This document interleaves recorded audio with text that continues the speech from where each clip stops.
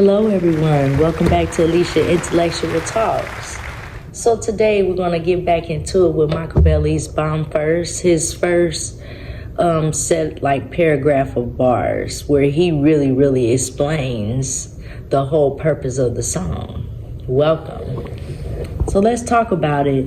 In the lyrics, my second reply, do we know that Tupac, basically Makaveli, did a song that was really one of the biggest beefs against Puff Daddy, Mobb Deep, Jay-Z, Nas. It was a misunderstanding with Nas, but he had real beef with half of the East Coast rappers. And with him also being from New York, it was just kind of interesting that now with him living in LA that he was living somebody else's beef, but also thinking about the time that he was shot in New York. So Bomb First is my second reply. So from Hit 'Em Up, they basically he basically was coming at Lil' Kim, he was coming at Puff Daddy and Biggie. This is the time when Notorious B.I.G. was alive, and when he got shot, he really do believe probably knew who killed him, but he really did believe that Biggie and P. Diddy, who he was cool with at the time, came in to try to kill him or set him up. So according to these lyrics, it appears that moment when Tupac got shot, he really knew that he was going to be somebody. He knew he was going to be on top of the world. And one thing he also knew, that he was going to step on every rapper's neck that was in the industry, because everybody respected him more than any other rapper. And so when he comes in with the introduction explaining that, it's basically not about East or West. It's about his lifestyle, which is power, money, women. So he starts off saying, allow me to introduce first Makaveli the Don, hysterical spiritual lyrics like the Holy Quran.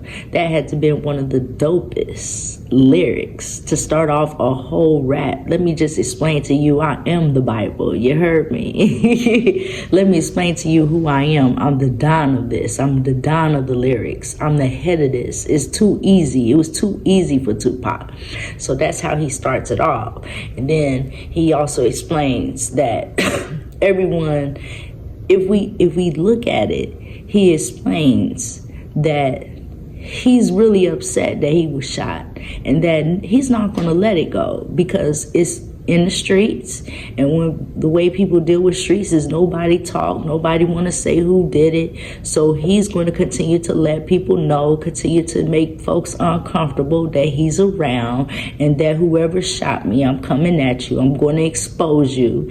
And if you try me, then I'm going to come at you first before you even get at me. So a lot of these lyrics are coming from fear, honestly, and also an objective to attack one realm of rap, because when it all boils down to it, when you listen to him, he basically say niggas get shook and scared, keep his gun close just in case, which is for survival.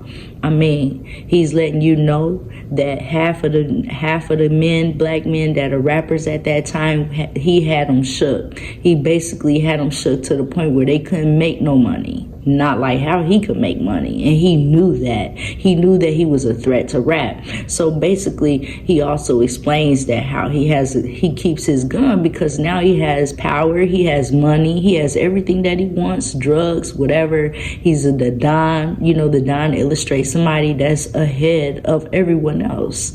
And he's explaining that he got to keep his gun close. And we don't pay attention to these things that happen to celebrities when they become famous or when they talk about the streets. Everyone knows that when you start having chains or anything like that, they keep their gun close for survival. So that's what he's letting you know. So big money, big pistols, play to make money, worldwide known, the best ahead of the last. He's letting you know that he's a worldwide rapper. Like some of these rappers at this time are only known locally, but Tupac was known universally. Nationally. So this is really good that he goes in and lets you know, look, y'all tried to kill me, y'all tried to take away my fame, Y'all up here he was being attacked on every side. He say, nah, I'm gonna bomb first. I'm gonna set off a bomb on y'all. Since y'all wanna play with me, I'm gonna play back with you. And I'm gonna bomb first. So he says, niggas get shook like 5-0. My 45 gun next to me when we ride for survival. Money making plans, pistol close at hand, swollen pockets. Let me introduce the topic, then we drop it. Expose snakes cause they breathe freely. See me ride. I mean, basically, he letting you know I'm coming with a gun. It's gonna always be on my side. I'm always gonna have a gun. Y'all trying to sit out here and act like y'all big ballers. Y'all trying to put up this persona like you the best, like you trying to come at me. I'm gonna let you know what it is. And my pockets is way more swollen than yours. And I'm gonna keep my pistol in my hand close by in case y'all wanna try me. And he introduces the topic and then they drop it. So he's trying to expose snakes at this point. He's trying to expose people in the industry at the time that he feel like was not real. They wasn't real. And if you understand Tupac's lyrics and you understand Makaveli, you understand all the time that he always say, you feel me? You know, he wanted people to really understand his lyrics, understand really the lifestyle. So when we look at these lyrics and we say bomb first, it sounds very violent, right? When he say he coming for the roaches that keep talking about him, it sounds like he gonna kill them, right? Until you get to the verse where he says, where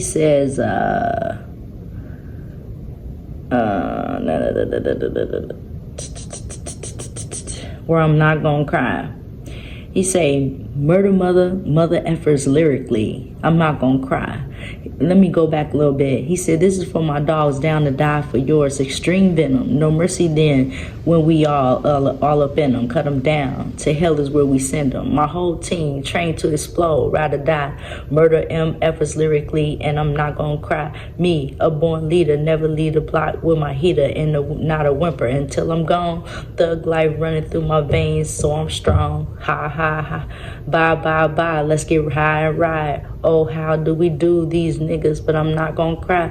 I'm a bad boy killer. Jay-Z died too weak. Looking out for Mop Deep, nigga. When I find you weak, mother effers don't deserve to breathe. How many niggas trying to die for me? Yeah. So we know we get the West Side Connection out of this. We get the locks out of this with money. What's it? Money, power, respect. We even get Money Cash Hoes from Jay-Z out of this. I mean, look how many people pulled from those particular bars that he bought. But I wanted to get to the subject of the fact that he said lyrically he want to murder. Lyrically. So that's the plot to the whole verses. It's like, what's brilliant about Tupac is like, he know how to get a rise out of people. But he also tried to understand that he doesn't want to rise to where he could see that there was an East Coast, West Coast beef. So he came back and said, it's not about East or West. This is what it's about. Power and money and hoes. This is what it's about. I'm going to keep my gun close in case you niggas want to try me. And I'm going to continue to ball. I'm gonna keep putting my foot on your necks. This is a person that was in the top of his game, top tier of his game at the time. Nobody could get with him. Nobody. I could almost say that Big at the time was sinking because of Tupac. He was sinking because Tupac's words were just, they set off stuff. And when he seen in his record sales that they set off stuff, he even realized how you could be fake and make it. You know what I'm saying? So let's look up some of the words. Hysterical. Because he said he was the hysterical spiritual lyricist. Let's see, hysterical. Hysterical means deriving from an affected or uncontrolled extreme emotion. You feel me? Hysterical definition is deriving from or affected by uncontrolled extreme emotion. That was one of the words that stood out to me. The hysterical spiritual lyricist, like the Holy Quran. I'm trying to tell you, like, I'm spiritual and I'm a top dog lyricist, like a freaking Bible. Ain't nobody gonna be able to do that but Tupac. He was letting you know exactly what his makeup is. He's a spiritual being. He's not from the streets. He was a product of the streets, but his mind wasn't of the streets. You feel me? Let's get back to it with another word. The inner chart, which was at the beginning where the reporter was talking, the inner chart, he said that the rappers were afraid of an inner chart movement. So let's see what inner chart movement is. Let's see. Inner chart. So there is nothing that says anything about an inner chart movement, but let's look at inner chart. Let's see. Let's see. It's a diagram on a map or a chart showing names or numbers at adjacent sheets in the same. It's a diagram. Okay. Or on a map or a chart. See, that makes sense. So the inner chart movement is where you're basically able to see if someone is climbing the charts or not. And so if you're a rapper, if you climbing the charts, you're selling records. So retail in a chart movement, that's what that means. So let's look up another word, guillotine. Let's see what guillotine is taking us. Guillotine, he said, well, my guillotine stare. And the way it sounds, G-U-I, the way it sounds is fire. But we're going to see. Guillotine. My guillotine stare? Dang, Tupac. It's a machine with heavy blades sliding vertically in grooves for beheading people. See, that makes so much sense because Tupac came from art. He came from knowing Shakespeare. And I know Shakespeare. I took a Shakespeare class and I've gotten to know how Shakespeare rose. It was a very hard class. And when you learn the beauty of art, I feel like that's what played a lot in his universal way to spread and make records is because of how he studied art in school. And when he said guillotine stare, I mean he's cutting you with his eyes. Like it's a sharp stare. Like I'm gonna behead you. I mean the word. That's why words are wonderful. That whole word is destroying a whole people. So now that we understand the heavy layer of Tupac on this album, Bomb First, we are able now to see why he created it. The first part of his 7-day, it's his 7-day journey, or rather, it's a 7-day theory where and now I totally get the theory because he's explaining when he comes with Bomb First, he's letting you know how he's coming after his enemies who, with his lyrics, Makaveli, Hail Mary, it's time to go pray. It's time to ask for forgiveness for my sin. If I killed anybody, whatever I did, I still got a relationship with God. I want my homies to know we need to keep a safe relationship with God. So, Hail Mary, come with me. Hail Mary, walk quick. What do we have here now? Do you want to ride or die? Da, da, da. So it's like he had that. Then he had Live and Die in L.A. Live and Die in L.A. is prophetic because as we can see today is that Tupac was explaining in Live and Die in L.A. the lifestyle of L.A. That is a particular in the streets, a particular city that is not afraid to die. They're not afraid to die there. They're not afraid to kill there. These are what he's seeing around his atmosphere, so he rap about it. And so when his whole philosophy is to be real and transparent with people, you know what I'm saying?